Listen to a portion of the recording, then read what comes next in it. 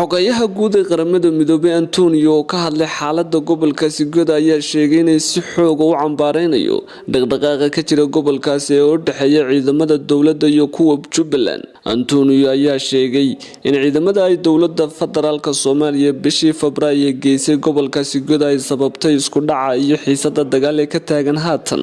Sidoo kalena waxa uu tilmaamay in dagaalkii u dambeeyay ee dhexmaray labadaasi ciidan ee waxyeelada ka soo gaartay dad badan oo shacab kuwa kalena ay ku barakaceen. waxaan aad uga walaacsanahay isku dhaca hubaysan ee ciidamada Jubbaland iyo kuwa dawladda Soomaaliya ee ka dhacay gobolkaasi Gedo kuwaas oo sababay khasaare iyo barakac dad shacab ayuu yiri Xoghayaha guud ee Qaramada Midoobay.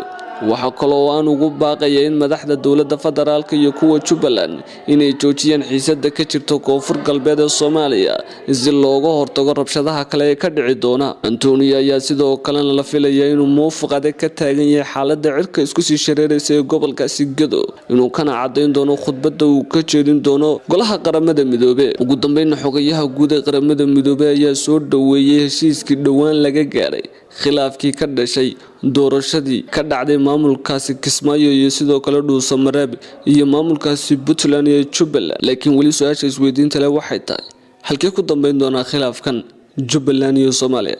waa Xamse Dabaare, telefishinka Star.